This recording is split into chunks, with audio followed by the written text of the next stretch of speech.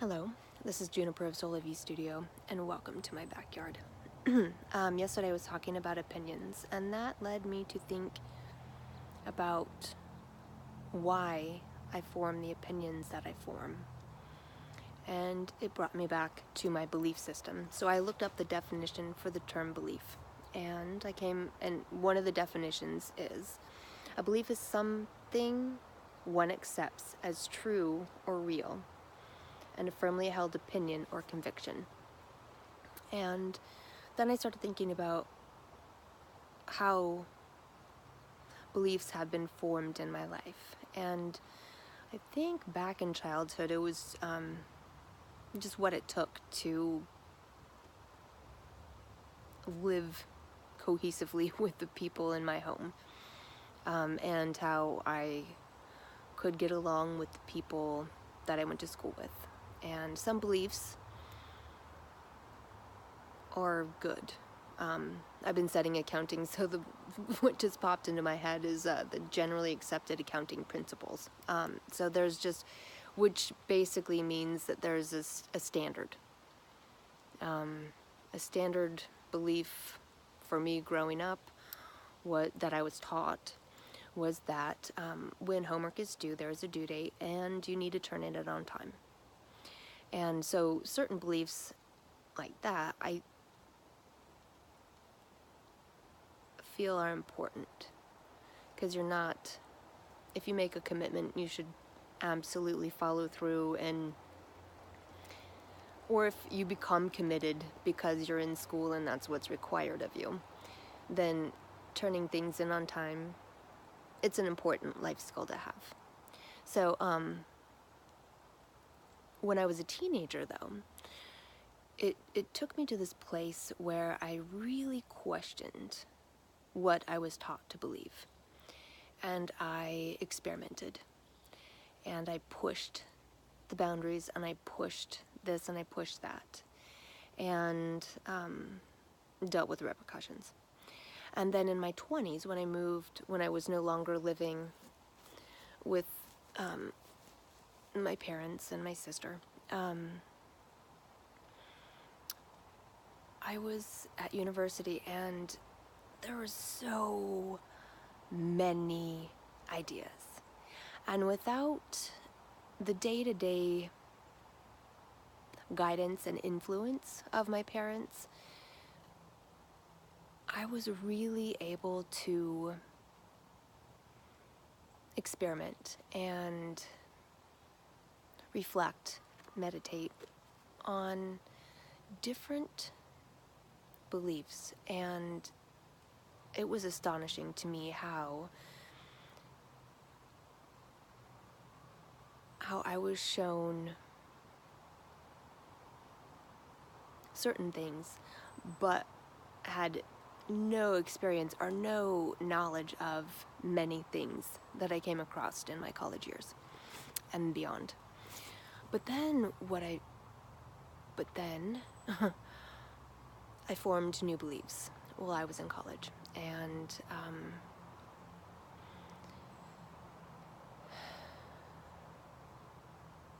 then I started my own family, which I became a little stuck. And I remember a couple times in particular that I became pretty rigid in my beliefs, especially when my daughter, my firstborn, was an infant. I remember how old was she? She had just turned 1. And we were at a family birthday party for her cousin. And I believe he was turning 9 or something, but he loved Baskin and Robin ice cream cakes. And because of my belief, my firm belief that my daughter should not have refined sugar, she had never tasted refined sugar before. And she had only been eating solids for a little bit of time anyways at that point. So, but I was very set in my belief that she shouldn't have refined sugar. And so she's sitting in the high chair, and I had put some snacks out in there for her, and in the little high chair tray. and I look over, and her aunt, with no ill intention, is shoving Baskin Robbins ice cream cake into her mouth. And she is loving it. And I did not want to ruin the birthday party, so I held my tongue. And but that was it. I mean, refined sugar tastes good. And so when she got a taste of that, she definitely knew that she liked it. There was no getting around that. And even though I didn't have a lot of, we didn't have like, we had ice cream or something like that, but we didn't necessarily always have cakes and cookies and that sort of food in the house, especially when she was little. It did make me question my belief in and how rigid my belief was, because really at the end of the day, if she's going to be able to go to school and have friends and the families the families whose children she goes to school with are going to have different lifestyles, they're going to have different eating habits, they're going to have, if she has sleepovers and all those things, what she may or may not be eating may or may not fit in with my rigid belief about what she should be eating. So I realized that there's a time and a place for flexibility excuse me, in her diet. And that if I became too stuck in my beliefs, that it would negatively impact her freedom in being able to socialize. Because when I was a teacher, there were some families who were very, very strict about what they wanted their child to eat. And issues would sometimes arise because when they were eating snack or lunch, they would share food, and the children who weren't ever allowed to have refined sugar would trade anything they could in their lunch to the kids who did have refined sugar in their lunch. So, or, if they had gluten something and, the child was from a gluten-free household, or, it's,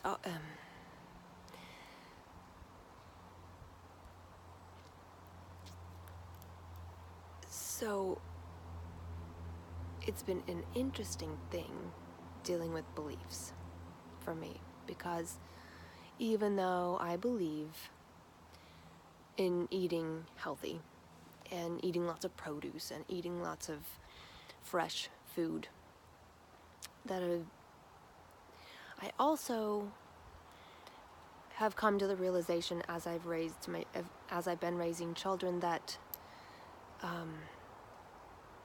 that I have to be flexible with them, and sometimes it's not that bad to have a little refined sugar or have a little of this and that. I've come to the place of trying to find a balance in our home, what I purchase and bring, the food that I purchase and bring into the home, versus what they may experience as they're out and about and at functions or, things that their friends give them or whatever. It's all right. They shouldn't be afraid of eating certain things unless it's due to allergies, which thankfully my kids don't have any food allergies, but that they shouldn't be afraid of food. They shouldn't be fearful of refined sugar. But it's also been interesting because I became far less rigid about what they ate once they started getting bigger and were going to school and that sort of thing. But before they entered school, I was still pretty strict about what they consumed. But now, when they're noticing that they haven't eaten enough produce, they'll, on their own accord, make the effort, because they can feel the difference in their body between eating healthier food and eating more, we call it junk food or snack food sort of things. So through being flexible in my beliefs, but still having them, but being flexible in the way of food,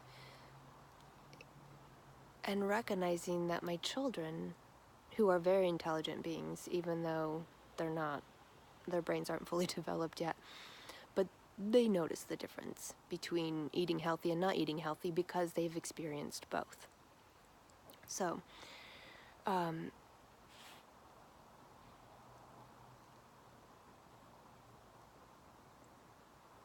but there have been definite times in my life where my beliefs have really interfered with my flexibility, and I'm not always necessarily aware that I'm being rigid in my beliefs. So that's something that has come up recently, is that some of these beliefs that help me create opinions due to things that happen or how I've chosen to function in my day-to-day life, that they don't always help to create the life that I really want to be living. And I've recognized that over time I've created some very limiting beliefs for myself, and having to sort through those. And some of those were definitely because I wanted to be available and present to my children.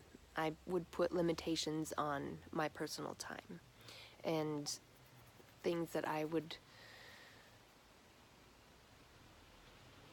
choose to do versus let pass me by because of what was going on in my thoughts and my beliefs.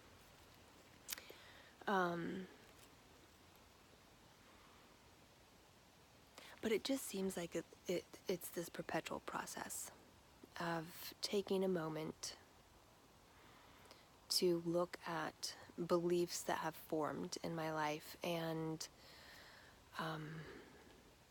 questioning them.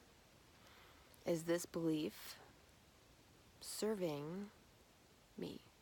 Or is this belief hindering me?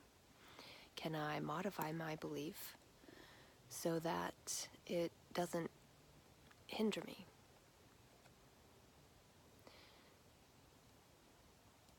So, on my daily striving to be the best version of myself that I can be, I'm trying not to get stuck in beliefs that don't help me to be the best I can be. But every day's a new day. And every day, I'm trying to consciously become a better version of myself. So I hope there's a gem in there for you. Okay, blessings on your day. Bye.